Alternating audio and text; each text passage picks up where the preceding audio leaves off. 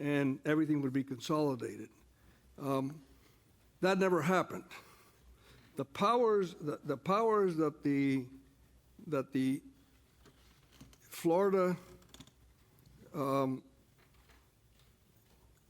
that the state of Florida grants to this home rule county, Miami-Dade County, are so incredibly vast that most of us don't have the foggiest idea of the power that the charter could have. I'm not saying that it should have, but I certainly think that the discussion should be had. This commission, as a legislative body, could decide to consolidate all the cities. It could decide to consolidate certain parts of the police department or fire department or unify certain things. It has the power to establish zoning regulations, an overview over city zoning, so that would affect Hialeah and the city of Miami and Miami Beach and Coral Gables. There are all kinds of things that the charter, the powers that it could have. So I think what George is saying is something that we at least need to review, because obviously these are very controversial areas, but I think they have to be discussed. Oh, one last thing. The last two charter review boards, one had 15 issues, the other one had 16.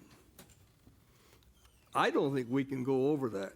And in my opinion, I think because we only have 8 months and they had 10 or 11 months, that I think we really need to get to 10 or 11 issues. I don't think we could go to 15 or 16 issues. Thank you. Maria? So I agree with what pretty much everyone has said so far, but mainly what George said, which is I think maybe at our next meeting we should open up with an overview on what I know, Oren, you gave a little bit of it last time. We weren't all here, but I had mentioned at the last meeting that I think it's important to have someone present to us like what the best practices are for government organizations. Because frankly, I am interested to know that.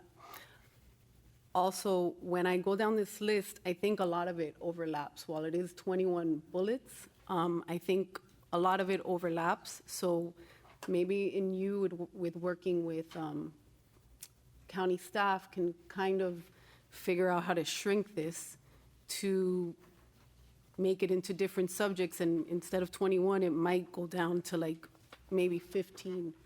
And then once we do that, we can decide, maybe rank, because I think a lot of us, when we emailed in our suggestions, we were pretty much thinking along the same lines. So maybe that's just an idea of how we reduce the number, because I do agree. I've attended these previous charter review task force, and I think sometimes, you talk about so many different issues, and then at the end of the day, we can present 16, 17, 20, but it's up to the county commission. So I think it's up to the county commission to determine what's going to go on the ballot. So I think when we do our work, we should try our best to present something that we've really thought through and that has the possibility of getting on an actual ballot. So I do think it should be reduced. It can't be 15, 16, because then it's too much for the county commission to look at, and then it's also more difficult for us to actually do an in-depth study. And another thing that I want to make sure that we don't get into, there are certain things that should go on a charter, and there are certain things that can be done legislatively through ordinance. So I really wouldn't want our charter to become like the state's constitution, where every opportunity that someone has an issue, you just put on the charter. That's why we elect county commissioners to carry out what the duties are in the charter. But there are certain things that we should look at the charter as our framework, and then the rest can be dealt with legislatively. So those are my comments on that. Mr. Chair? Yes, sir. Carlos? I've heard a couple of times the issue of best practices. I'm a little confused what is really the idea of the best practices. The reason I'm asking that is, this being a very unique charter, as we know, and what we're trying to do, I'm not sure that we, what importance is to us what other people, that's other professionals, not the residents, the other people on this board, but what other professionals might feel of what is, quote, best practices. For example, we'll take something, term limits. Well, there's no best practices for that. It's just what the public wants. Right. And there's no best practices of any. I've had an opportunity to serve on other charter reviews with Mayor Ferrer, and I don't think there's any best practices of anything that's done here. That I think the best practice is what the language is used. I mean, we can change the term limits, for example, right? This doesn't mean that there's a best practices for that. Is what the desire of the population. Do they want term limits? They don't want term limits. Or another item I saw here, compensation for the commission. Surely there's no best practices for that. So I'm a little confused when we say the word bringing in experts about best practices. I think it's really important that we start hearing as soon as possible from the public, because they're the ones that drive what is it they are looking for. And I know that's hard because tonight we have this meeting and these very dedicated people have shown up, but it's not full house either. And that's probably the hardest part to me, right, Mayor? I mean, is hearing from what they want, because this charter is the best practices as far as people are concerned today. And if I have an expert that comes in from New York and says, the best practice is no term limits. Well, that's the best practices for New York, but doesn't necessarily mean that the residents want it. At the end of the day, this only is as good as what the residents want, because everybody else here is a servant of the residents, whether it's us or the commission or anybody else, right? That's just my point. I'm not trying to disparage anybody about the word best practice, but when I hear that, I say, well, what do I need? Now, if you tell me I need an expert that after we decide what this is the way to go and what is the best way to accomplish that as far as term limits, well, that's a different story. But for the general part, I've talked too much. But I just respond because I think I'm the one that used best practices. No, Madam Vice Chair, it wasn't just you. Actually, no, but it was other people on the commission, and I think I have too. So it's not pinpointing you. I want to clarify. Maybe it's the wrong terminology. What I mean is there are organizations out there that their mission is to review and look at county governments, municipal governments, and look at what are the most successful forms of government where there's maybe perhaps less corruption, more efficiency, and they can advise us on, okay, well, it works here, it doesn't work here. So maybe best practice is not the right word, but obviously that's not what I do full time. Right. There are entities out there that might. But sometimes those entities come with a prior agenda, and that's very dangerous, because when they come here and say this is best practices, because that's their agenda. But I think our role should be to, if someone comes in and says we should look at commissioner salaries. From the public, absolutely. Right, from the public. Or even today, there were some that said the composition of the county government. Absolutely. We should be able to provide some analysis for ourselves and also to the public on, what is the best form according to people that do this every day. See, that's the only problem I have. According to people that do this every day, I don't think there's the people, the folks on this board. Forget about myself because there's the least of them, but there's some pretty powerful people here as far as people that do it every day. We had Mr. Burgess here, which did this for a little while as a pretty high position in the county. We have the mayor. Mr. Cuevas, not even talking about just the ones. So what I'm always concerned is when those people come in and not the public, or public groups, because there's public can also do it by their own groups because it's not individuals. But I'm always concerned that there's an agenda behind what they're looking for, and that's just my comment. That's all. Alfredo, how you doing? Well, I just wanted to echo that we all have, and I'm sure everyone in the task force, and they've seen the emails that were sent out. Fortunately, I wish in the future we would get things a little earlier. Those emails that we got at 5 o'clock today would have been helpful earlier to have so we could review them. But anyway, in addition to that, I think that one of the things we didn't do at our first meeting we were going to do today is set up the public forums, the public hearings, the outreach. I think it's important that we don't close out areas of potential charter amendments until we have an opportunity to hear from the public, not just here in the chambers, but as we hopefully will set up meetings throughout the county, because I don't want to predispose maybe an important issue to someone in South Dade or North Dade or in the urban core that hasn't been raised at this point. So I don't want to necessarily close that opportunity out at this point and close yourselves out to a potential charter amendment that someone may raise in one of our public input hearings.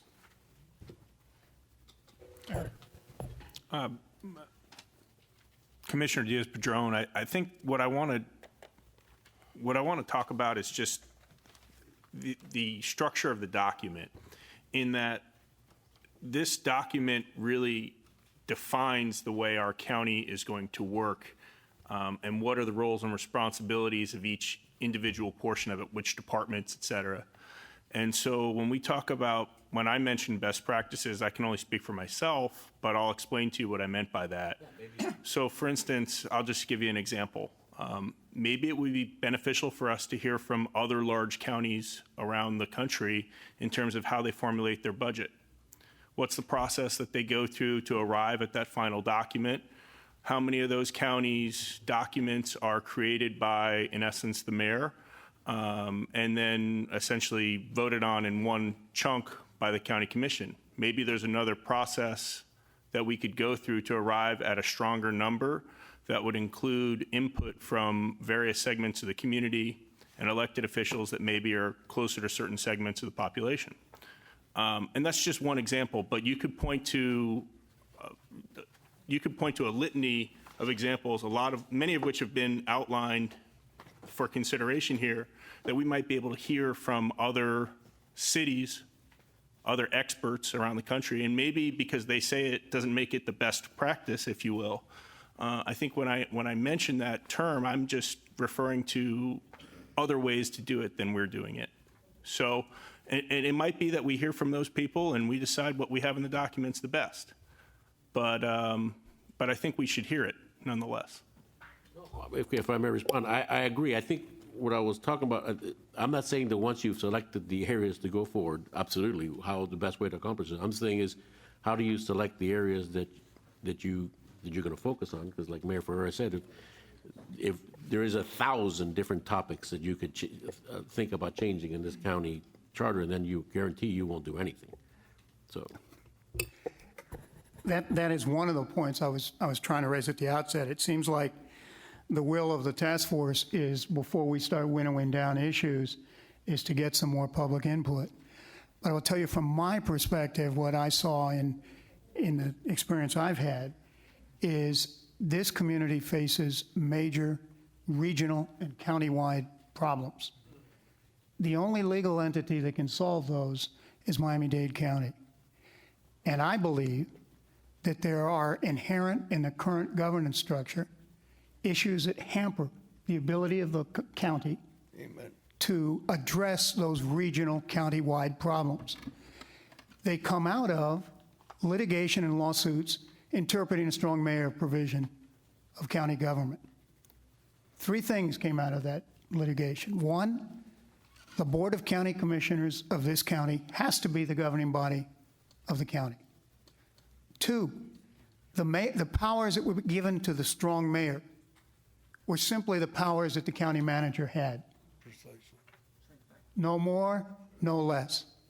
So what you have now is a Board of County Commissioners is to act as a governing body, yet the responsibility for the management and administration of that body is separately given to a mayor who is elected by the voters and the commission has no say over. That divides responsibility and accountability. We need a countywide perspective on the board, some way to infuse that in the commission beyond just the districts. We need to think about a professional manager form, commission form of government, where your manager is chosen on the basis of professional qualifications and executive availability and is not elected, serves at the pleasure of the board. And quite frankly, I think we need to look at the issue of term limits, because this is a complicated community and a complicated entity of county government. And it takes experience to know what you're doing, to be able to pull those levers and get something done meaningfully. We're not going to solve traffic and transportation, things of that nature, if we don't have these kinds of, at least fresh looks at what the governance is. I know there are a lot of other issues, and they're very important issues. I don't mean to in any way denigrate that. But at least from my perspective, I see these issues as fundamental to our task. But I think that since the pleasure of the board is to go forward with having more public input before we look to eliminate issues, then that's the best way to go. Yes, sir. Bob, I'm not suggesting that we hold off on looking at very specific issues. We're going to have to juggle a lot of things at the same time. But like Mike, I'm at a very basic place for the citizens, right? We have 10 articles in the charter. I think that in this age and technology, and I really would like to revert back to possibly to the agenda where we can address these communication resources, because we have to be able to deduce these complicated issues that you know so well and intimately for the regular woman on the street, for her to understand what is the difference between strong mayor and a county commission-led mayor. Put it in infographics for Instagram and for people to understand how the charter visually looks. What's the organizational chart? What does it mean? How can you pass an initiative? What percentage do you need? Break it down for the elementary school kid. How many people you think have read the charter?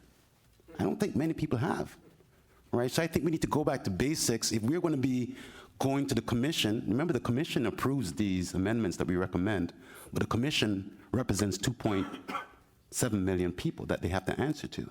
So we have to educate these 2 million and 2.7 million people. Maybe a company like Pinto or some other similar type of company, and hopefully, Nicole, the communications department can provide us some resources to really break this down into basic ABC as to how this county government runs. Yeah, I would echo everything Marlon mentioned. And, you know, we talked a lot in the first meeting about the importance of getting the word out, but what word we get out is also as critically important. You know, how do we make this compelling? How do we make it seem urgent, critical to the voters? So it's not just a matter of putting up a website. With all due respect to the website that is up, it's great that we've got some public face, but that's not going to cut it in terms of making this something people want to repeatedly visit, that they feel vested and engaged with. So I couldn't agree more that in addition to the topics, we really need our chairman to focus on how we get the word out and how we package the pieces of information to invite people to attend meetings, but also to get engaged in their kitchen table, arguing about them so that we feel everyone's engaged. If I may, I think I would like to plunge into what we define as the major issues sooner rather than later. I think there's a lot of expertise in this panel. We were picked because we have expertise. There will be input throughout, but I don't want to delay us beginning to identify what, if any, are the major issue areas. And I'm not assuming that there need to be major changes made. And if there are, I think we're probably talking about a handful of areas. And again, when you look at the role of a charter, it's not a micromanagement document. It's a big picture document. So there are, a package of issues. They're perennially, it comes up. Strong mayor, manager, commissioner.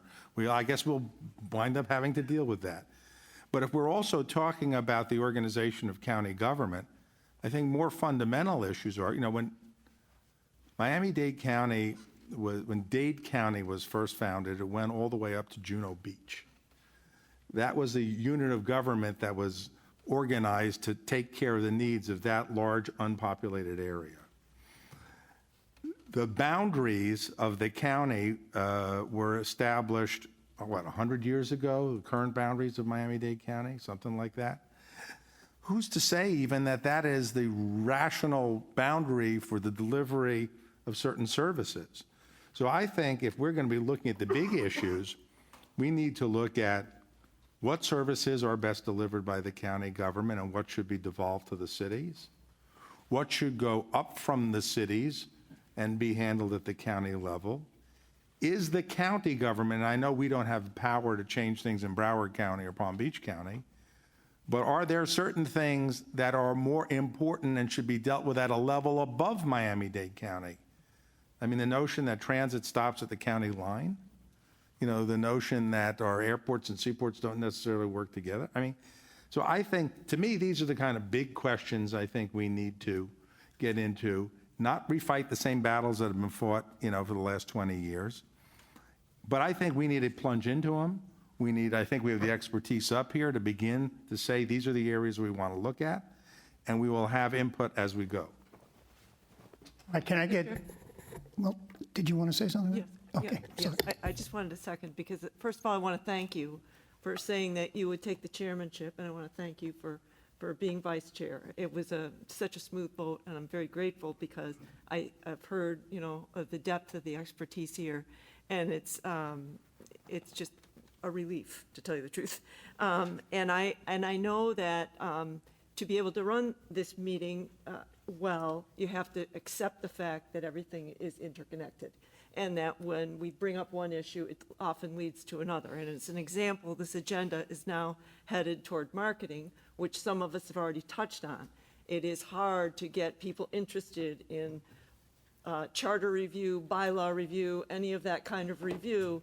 And if we are successful in marketing our product, which is potential charter change to the public, we will hear more from the public. In the meantime, I'm grateful for the chance to have, as you said, 5 minutes to say what we think is important, because from the time that I wrote the notes until now, I've changed my mind as to what the top priorities are. So I know that will change, and I appreciate the opportunity to go through that process with all of you. So I wanted to say thank you.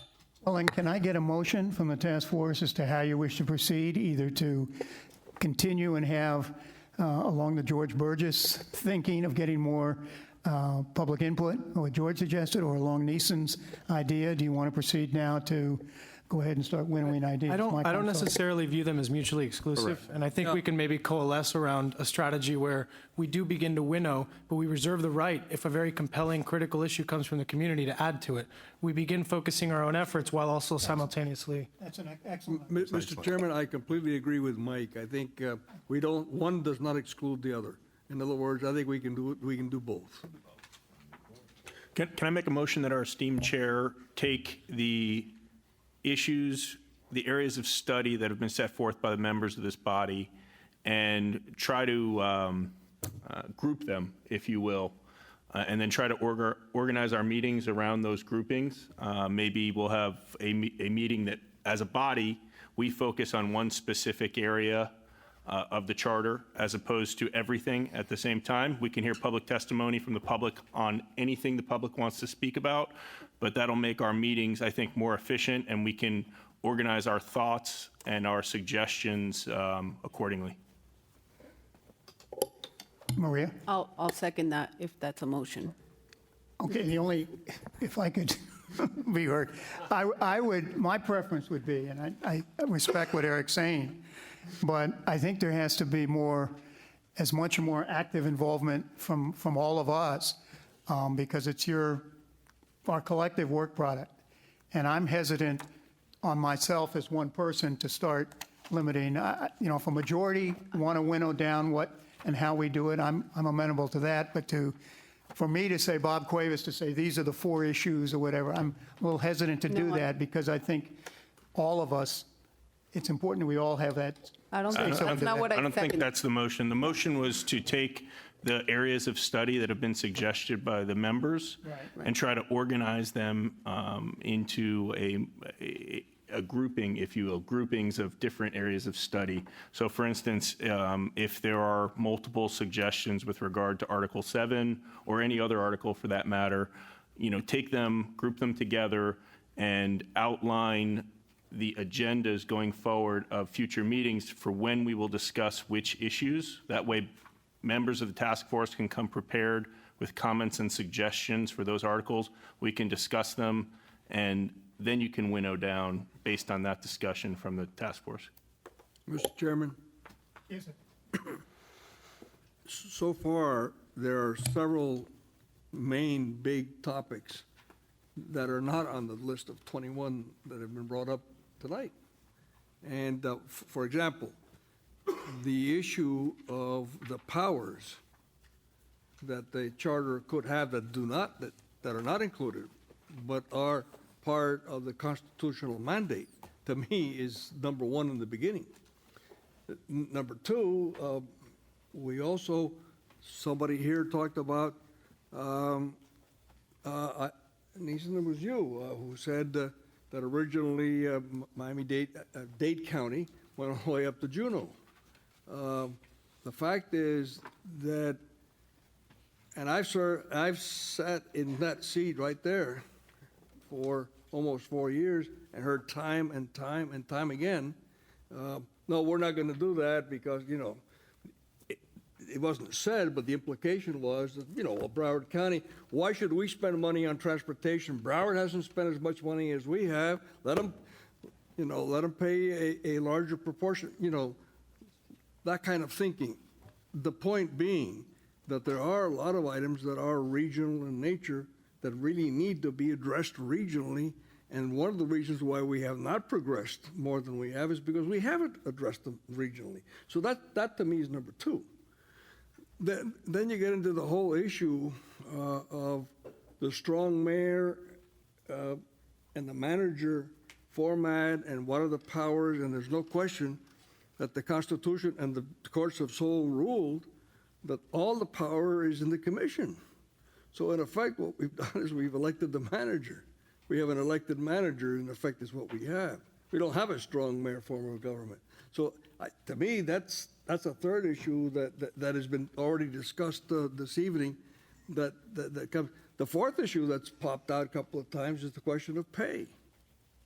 And the question of how do you expect people who are not wealthy to really dedicate the time that is needed on $6,000 plus the goodies. Yeah, the goodies are worth $30,000 or $40,000. I know, but I don't think that's sufficient for the type of dedication that we demand from these public officials. That's the fourth issue.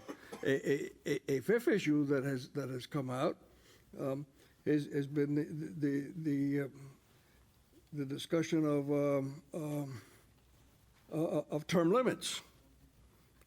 So I think, right now, this group has already discussed 5 basic issues, which, in my opinion, I think we can agree on, all of us, that they should be discussed.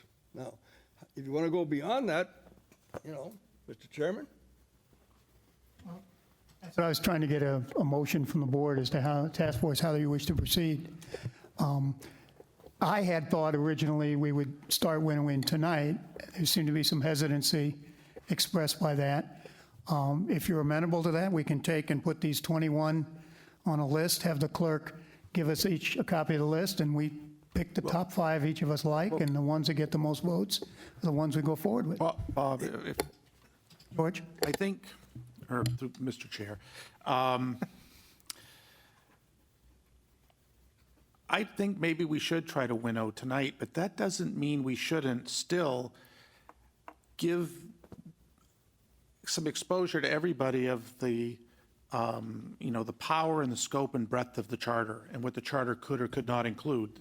They aren't mutually exclusive. I still think that should be a conversation at the upcoming meeting, but that doesn't mean we shouldn't try to winnow now. And I kind of feel your concern, I think.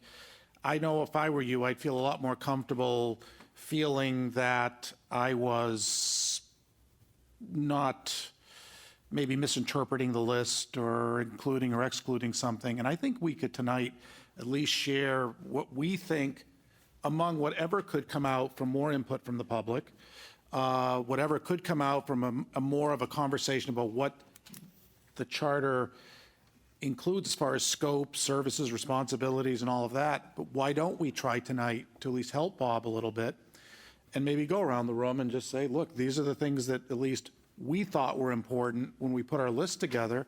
So you have a little bit of, he has a little more guidance. Neeson, did you want to say something? If I may, and I might like to put this in the form of a motion subject to amendments being offered. I think Mayor, what? We have a motion on the floor. Oh, we have, on, Yes. what was it? There was a motion to follow, Oh, okay, and we hadn't disposed of that yet. Right, and I think the motion will really get us there, because as we mentioned, a lot of these 21 overlap. So maybe if, I think what the motion was, and which I thought I seconded, was if we group them together, because I think we already gave an idea of what we want to study, and a lot of them overlap.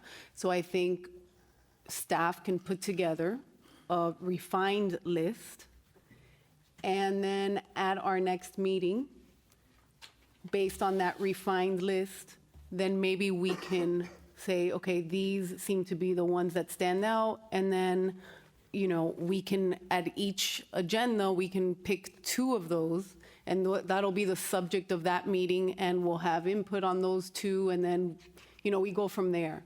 But I think another thing that we need to get on the agenda is to see when are we meeting and where are we meeting. So that's why I seconded that, because I think we can move on. Then if I may beyond that. comment, then I'll make this in the form of a comment to the motion, because I thought what Mayor Ferre was offering was something a little different. I think he identified 4 or 5 areas, correct me if I'm wrong, that you thought merited examination. But they're on the Right. list. Yeah, I'm sorry. Right. Yeah. So, no, so, and what I'm getting at is this, that I would rather, and I thought he came up with 4 or 5 very meaty ones. I'd rather say, start with that as we want to look at this. If people have additional items that they want to add, I think it's fine to put them up for discussion and add them or not add them. I'd rather do that than go through and work with every single item, because there may be a number of items here that no one is a champion of on the board. And by the way, another thing procedurally, and my preference would be that not on every item we have everyone have to speak. Speak when you feel you have something important to say or add. And so my preference would be to go with what Maurice has offered as a core group and see if people want to add to that, and then we'll begin to the process sooner. Mr. Chairman, I just want to say that I think we have a list of items. I think we just need to get to work, whether it's grouping them and maybe some crossover. But I think we just need to come back over here and start getting to work. And if we have something we need to add, we add it as we go along. We need to get rid of something that we find that maybe it's not as much valuable, then we do that. But I just think at this point, just let's get moving. Let's get to work. Put the meat on the bone. All right, we have a motion and a second on the floor, and Would you repeat the motion, please? The motion is to group the areas of study that have been submitted by the members of the task force and organize our future meetings accordingly based on those groupings.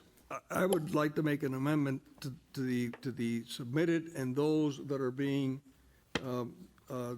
discussed tonight.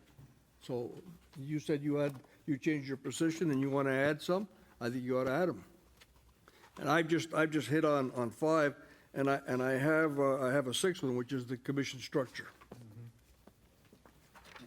Mr. Chair, let's not forget some of the submissions that came in from the public and then came in from the floor as well. Those issues need to be grouped as well. Yeah, that's very important. So my amendment would include that. In other words, it would be what was written, what has been stated tonight, including the public input. And not to muddy the waters too much, but we also, I think, had some agreement that we will maintain an open line of communication to future public meetings and reserve the right to completely add new issues as we go along. I add that also to the amendment. Okay, Alfredo, you want to say something? I know now we talked about meeting schedules. That's a different item on the agenda, which at the appropriate time, once we get through this part, I'd like to talk about. But we're not mixing that in with this motion as well, right? Okay. All right, then, I'm going to vote against the motion only because I like the Ferre, Nathan Caston proposal, but let's go ahead and call the question. And As amended. There was no second for the amendment, I don't think. I'll second the amendment. all those in favor of the motion signify by saying aye. Don't you have to vote on the amendment Yeah. first? No, I thought he accepted the amendment. No, he didn't. Okay, I'm sorry. I think the amendment's good, and frankly, if you come up with something tonight while you're sleeping, send it in also, and let's put it on there too. I mean, So then the motion would be, the motion is stated by Mr. Zakella and the amendment by Mr. Ferre as accepted by Mr. Zakella. That would be the motion on the floor. Can all those in favor signify by saying aye? Aye. All those opposed? Nay. I take it the ayes have it.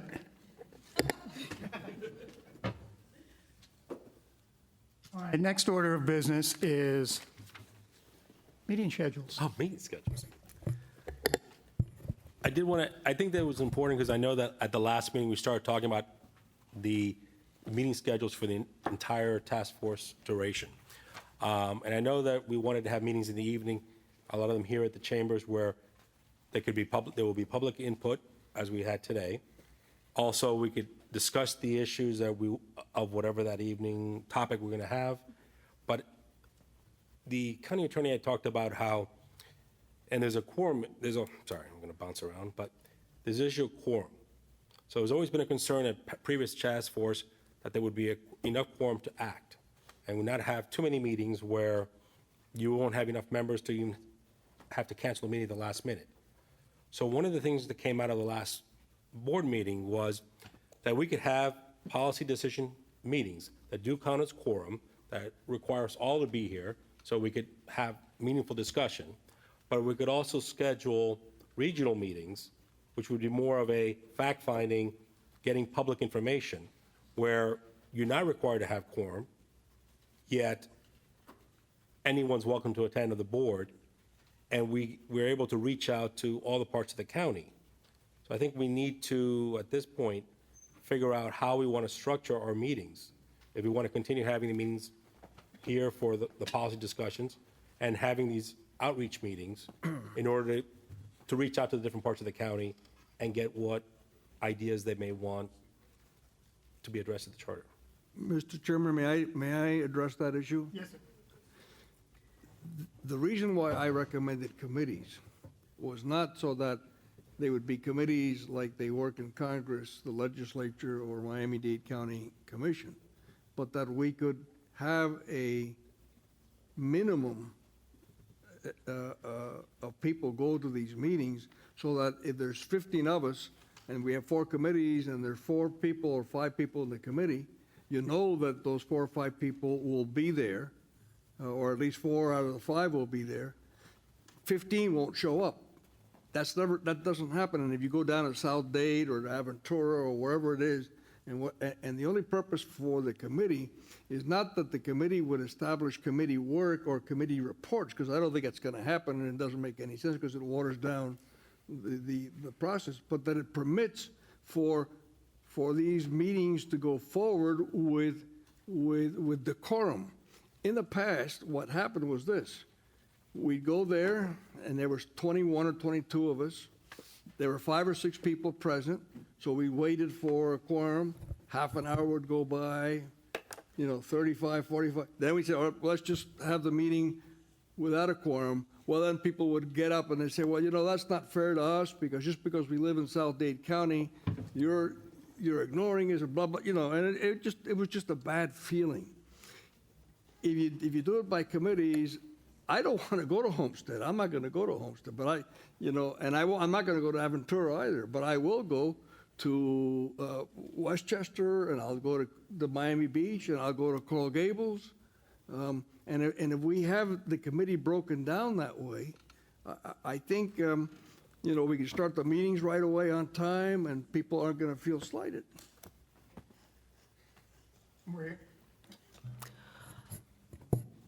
So I'll just get it out of the way. I'm not in favor of committees. I don't think we have enough time. I don't have enough time to commit myself to additional committee meetings, and I also think that it's going to be confusing for the public. We should hone in on a day. I mentioned this last time also, where we're going to meet. I mentioned that, like the county commission, the city commission, City of Miami Beach, everybody knows they meet Tuesdays, City of Miami meets Thursdays. I don't know when Miami Beach meets, but you mentioned it. So we should do the same. We should let the public know every other Monday we're going to meet, or every other whatever it is, and we'll select a time, a place. Preferably, I prefer in the evening so that we can have more public participation. And then as we get closer to the end of our task, we'll have public, maybe, I think it's required by the resolution, we have to have 3 at least regional meetings. So I would ask maybe the county attorney, if we have to work backwards from when we're supposed to deliver a report, when would we have to be, and the reason I'm asking this is so I know what would be how many times should we meet? Should we meet twice a month? Depending on when we have to present something to the county commission so that they can have time to digest it, and then, put it out for the ballot. I think it's 2018 in November. So what's the time frame? Your time frame is limited by the fact that this is a task force, not a board.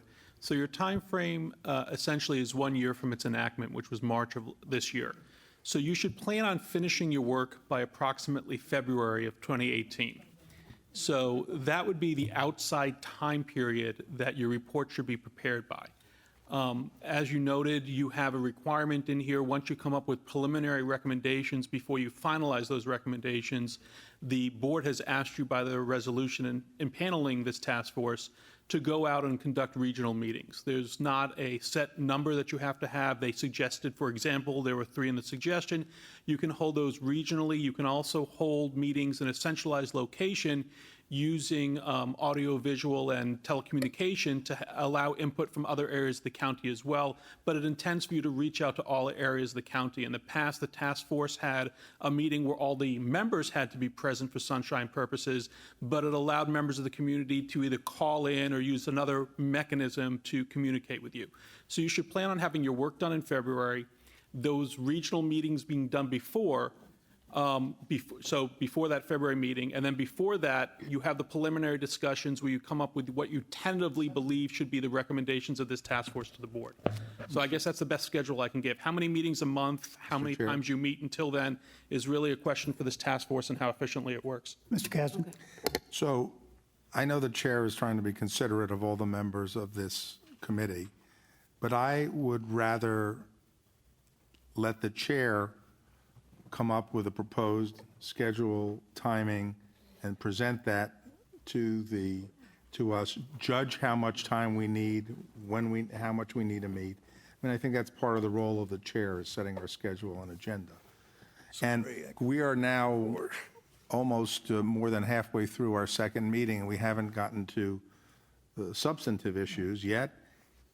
Your role as chair, I think, is to lead us on the procedural aspects of this. Okay, well, I wasn't done. So based on, it's an item on our agenda to talk about meeting schedules. So based on what Oren just said, and just to go back on the committees, I just don't think we have enough time.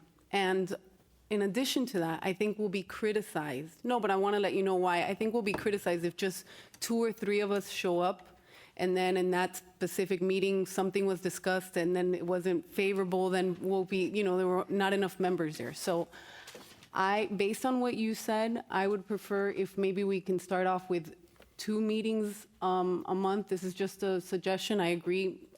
Bob can be the one to lead us, but maybe you want to hear from all of us. Maybe twice a month to start, and then we go from there. If we get closer to December and we notice that we're doing good, then maybe we can just do it once a month. But that's my suggestion to you as you make your consideration. Okay, I'd kind of like to piggyback on what Maria said. I think that if you come up with a specific day of the week and time frame of the week in a place that we know that we have the advantage of recording and the devices we have here, that's probably a good idea. I do wonder if August is going to work for people, because, I mean, certainly the commission breaks in August, but other bodies do as well, and so I wonder about that.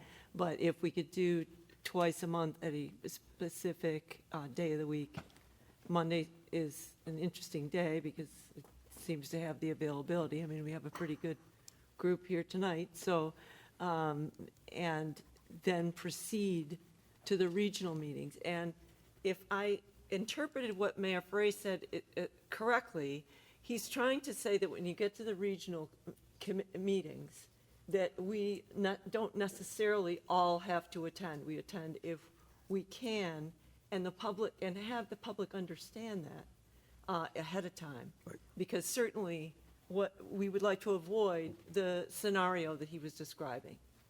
Mr. Chairman, Yes, sir. yeah, in answer to that, as I said, the only interest that I had in the committees was so that we could get meetings started immediately and not waste half an hour and not have people upset. The alternative is what Alfredo said. I think that really achieves the same thing.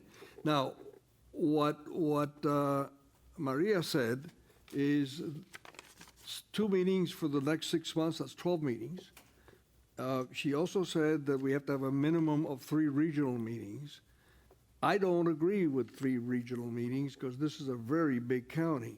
And believe me, if you have a meeting in the South Dade regional government, the people in Homestead are going to say, what? You know, you're always doing that. You're always shafting us. You never come up here. So I think we have to have 4. And therefore, and by that I mean 4 would be Aventura, somewhere in Miami Gardens, somewhere in the West Kendall area, and somewhere in the south. And I'm afraid Homestead's going to get shafted again because I don't think anybody's going to go down to Homestead. So it's going to end up being the regional center in South Dade County. And those all have facilities. Now, so that means that we would have 8 general meetings. And if we can't get this room, we can get the MDX facility, which has cameras, has transmission, has everything, has a dais like this, and has an audience. And obviously, they don't meet at night. So that will always be available. And by the way, that's more centrally located than this is. And you can get there. And you can get there by Metro Rail, by the way. Let me just ask the task force members, trying to follow up on what Maria said. Maybe we schedule for the next 3 months 2 meetings, say the 2nd and 4th Monday of the month. That'll get us through August, September, and October. We can confirm with Nicole that this facility is available on those dates. I have to look at the calendar the clerk provided. You're talking about chambers being available? Yeah, Okay, so the 2nd and 4th Monday of the month? right. Of August, September, and October. November gets difficult because of Thanksgiving, but we'll have had 6 meetings under our belt, and maybe as we get down to the 5th or 6th, we can start to think of regional meetings. We'll have winnowed down some of the issues, and we'll have a better handle on where we're going and how much I'm sorry, I more time didn't we interrupt need. you. 2nd and 4th, But timing-wise, the same time, or? same time. I assume that the Yeah. sense of the group is tonight at 6 to 9, so that the public can be here? According to the schedule that the clerk provided to me, and I'll have to follow up with the chair to be 100% sure this is still accurate, but it appears as though, as of right now, that the chambers would be available on the 2nd and 4th Monday. So that would be August 14th and August 28th, September 11th and 25th, and October 9th and 23rd. So those will be our next 6 meetings. They will be here in the chambers. They will be from 6 to 9. And staff, I guess, will advertise it and make sure that the clerk can. Mr. Chair? All right, so the next area on the agenda is areas of study. Mr. Chair? Yes. Just one point of clarification. The 9th is Columbus Day. Is that going to be a challenge for? The 9th of what? Of October. I'll make the sacrifice. Oh, it's Well, you want to make it the, No, come on. Bob, if I can suggest, that month, there's actually like, there's 1, 2, 3, 4, 5 Mondays, so maybe we can do the 16th and the 30th? okay, 16th and the 30th of August. October. Excuse me, October, you're right. The 11th and the 20, Would you Fifth? repeat that again for October's what? 16th and the 30th. 16th and the 30th. That would get us by the holiday. And the 11th and 25th of September, and August would be the 14th and the 28th. So we've got 6 meetings to chew on. The next order of business would be the areas of study. Anybody wish to address that? Yes, sir. Mr. Chairman, Luis? any thoughts to Mr. Ferrer's comments about the MDX facility being so centrally located, also accessible through the Metro Rail? Is that something that may be convenient for most of us? We'll know definitely having the Metro Rail system that it will be for the public as well. It's a general question, I guess, to all the members. Well, it's whatever the task force wishes. I was thinking just to have uniformity to get us over the first 6. It doesn't mean this will be the only locale for meetings, and we can certainly set up ones prospectively, but at least this will give us 6 meetings to work on, to do our business, and then when we have to move and go, I'm sure there are other places that we'd want to consider and take into account at that point. And we probably have something more concrete to share with folks out in the hustings. I think we may want to adjust as we go through. We're going to do the first few meetings. Let's see how far we get, right? And then we may want to adjust and move some of those regional meetings up sooner. I agree with that. You know, so it just depends on where we get to. I do think we need to do as many regional meetings as we can and make it easy for people to come and speak to us if they want to.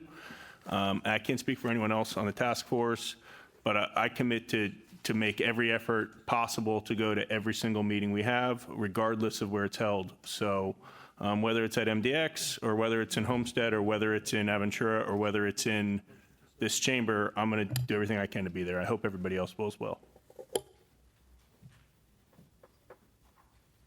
Make a motion for all meetings in Homestead. I think that's out of order, right? Mr. Chair, Yes, sir. are we televising these meetings? So they're on, I don't know. I'll have to ask staff. Yes, that was one point, actually, if I may, Mr. Chair. The meetings that we hold here in chambers will be televised fully. I've also worked with the chairman's office to get these meetings on Facebook Live. So I've set up some technological resources which we could cover a little bit later if the chair decides to take that up on the agenda. But there is the advantage that if we do use this facility, we will have the full capabilities of Miami-Dade County Television, both the live stream and then obviously the other capabilities as well. that's probably a pretty big factor for location. Mr. Chairman, Yes, sir. I think I recognize Terry Is Terry down there? Is that you, Terry? Yeah, okay. Well, yeah. Well, there's several people that have done an awful lot of work in the past. Terry's one of them, but there's about 3 or 4 of them. One of them works for Miami Beach. I forgot her name. Susie. Where's she? Susie here? No. Okay. All right. Well, you know, I think there are people like Susie and Terry, and there's 3 or 4 of them that have put, I mean, literally hundreds of hours in studying the very same thing that we're going to be doing, and they've done it in the past. And I think they should, Mr. Chairman, through you, I think that staff should discuss it and bring us a list of who these people are, and if they're willing to Subpoena him.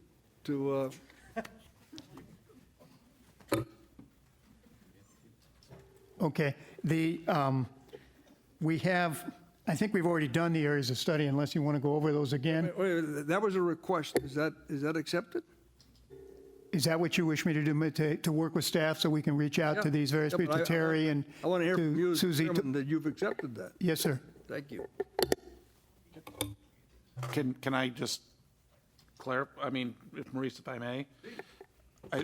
I believe what the suggestion is to entrust to you the idea of looking at some of these topical areas, and there are people out there that you're going to know as well as anyone that would be good subject matter experts to come in. They may be those people, they may be people that he neglected to mention, not with intent, just, so we just trust your judgment to bring in some folks, and maybe that's part of that kind of overview of the charter that could be crisp, brief at the next meeting, but at least we've attempted to cover what all is in there.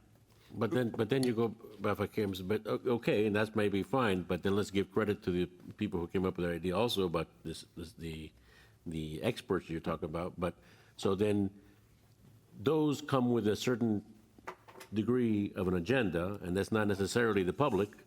I mean, that's fair. That could be like it's true for all of us. But for example, if I may, Mr. Chairman, you've got Bob Ginsburg, right? Who was your predecessor. I don't know where Bob is or whether his health is good. I saw him at Murray's funeral. He seemed to be fine.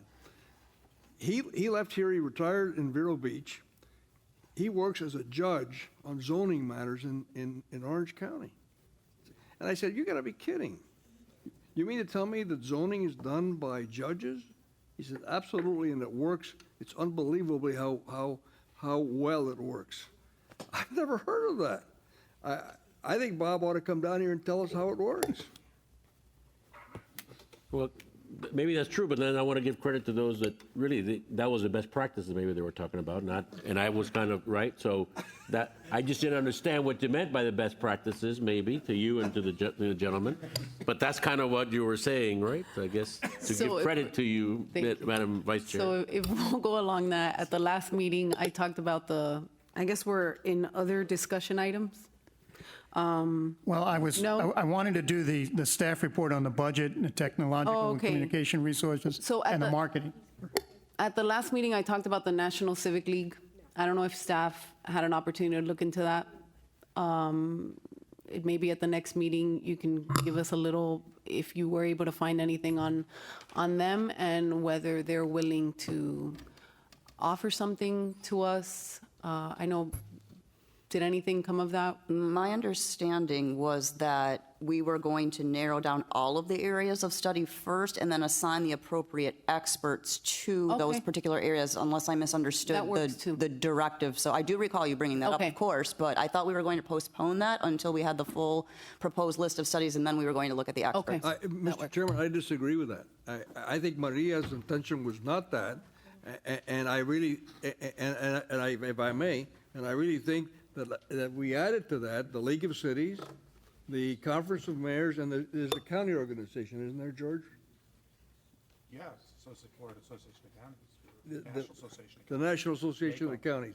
So in other words, the National Association of Counties, the League of Cities, and the Conference of Mayors should be added to that entity that you talked about.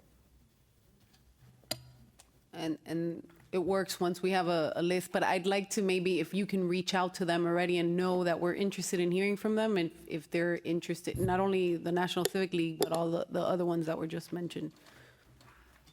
So you're asking me to reach out to these specific organizations to see whether or not they're willing. It would have to be pro bono, because as I mentioned at the last meeting, we have no budget to be bringing in outside experts. So well, they've done it pro bono in the past. Why wouldn't they do it pro bono now?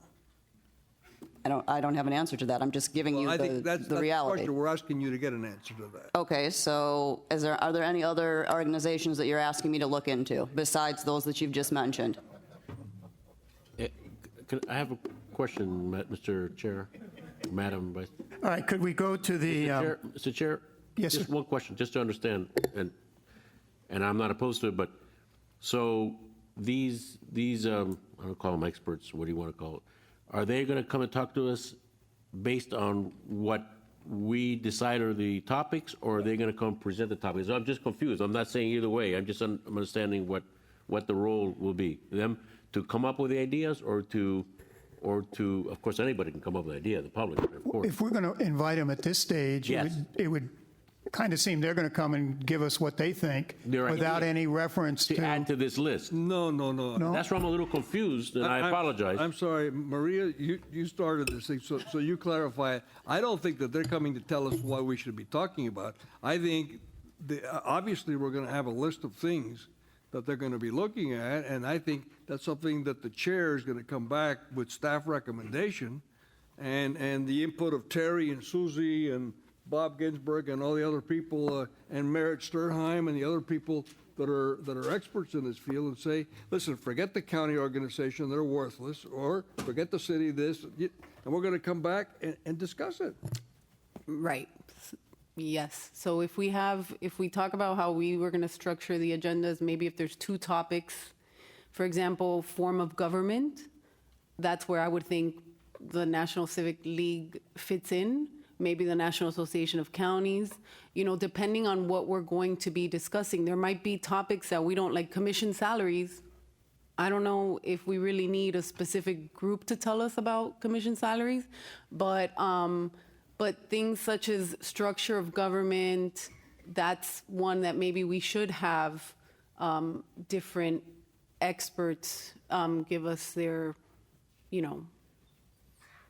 advice or just based on their experience what they think. That's what I meant. There might be some topics that we don't need. We can just discuss them amongst ourselves. I agree completely.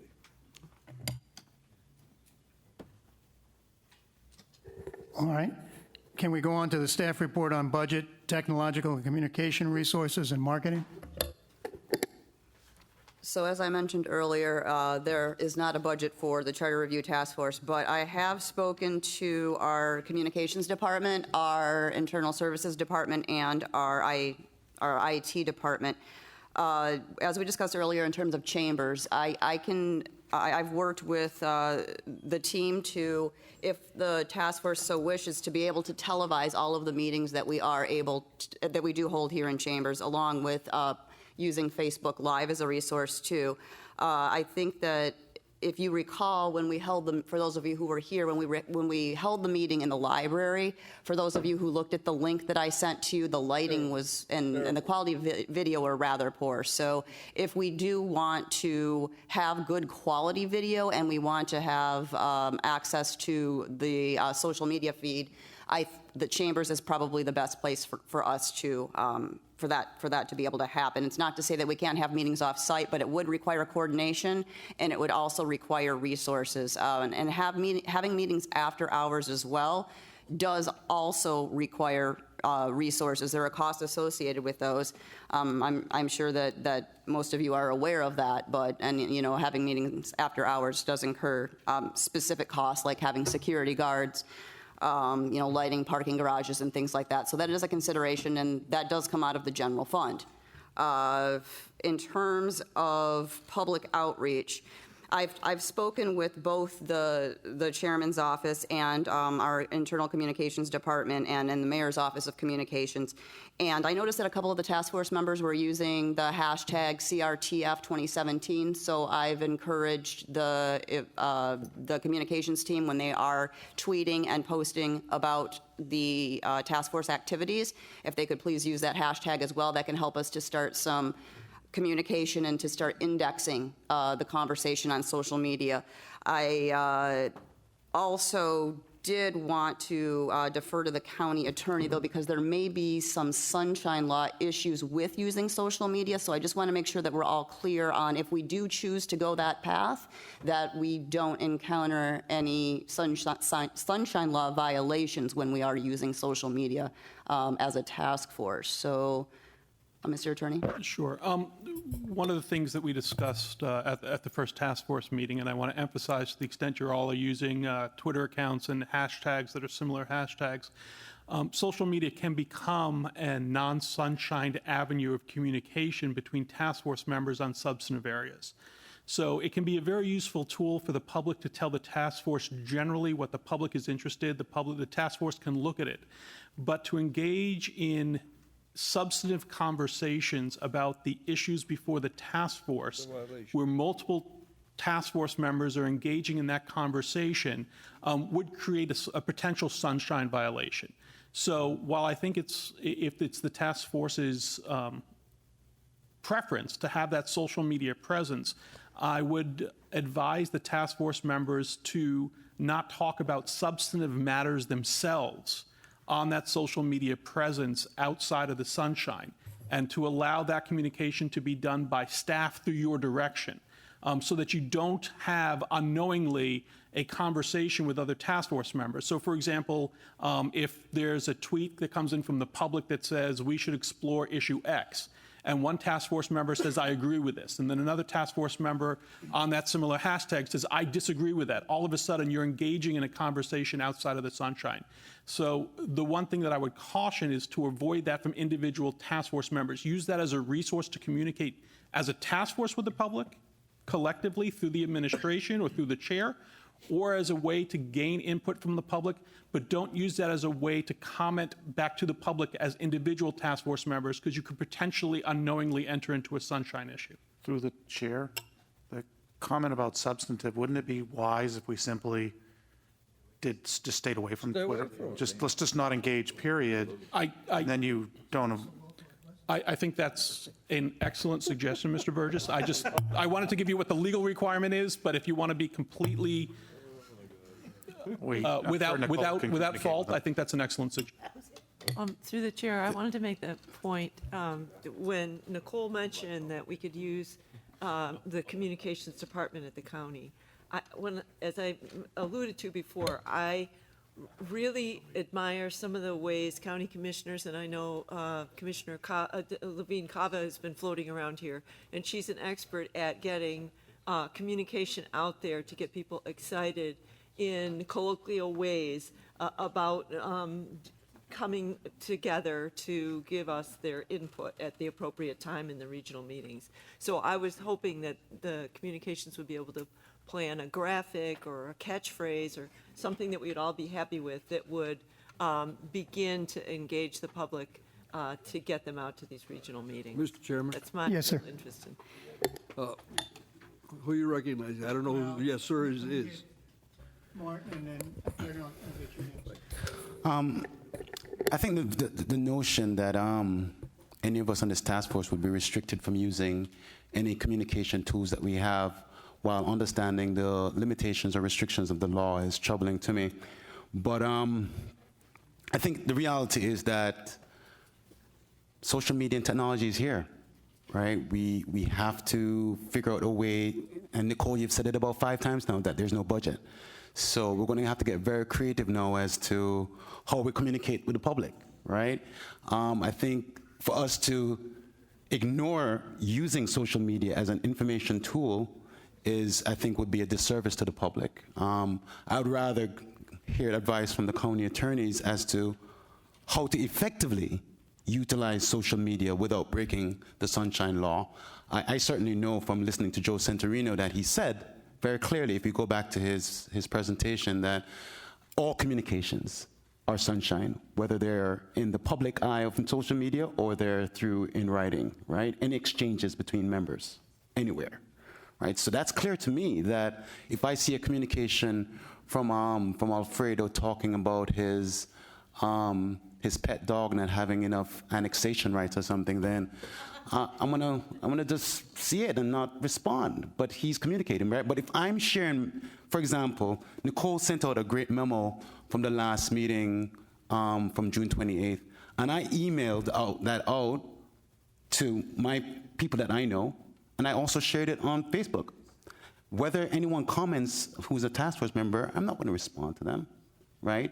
I'm going to be fully transparent with the information that I get here. So I'd rather hear some advice, whether tonight or at another meeting, as to how the task force members with a limited budget or no budget effectively use the tools that we have without breaking the Sunshine Law.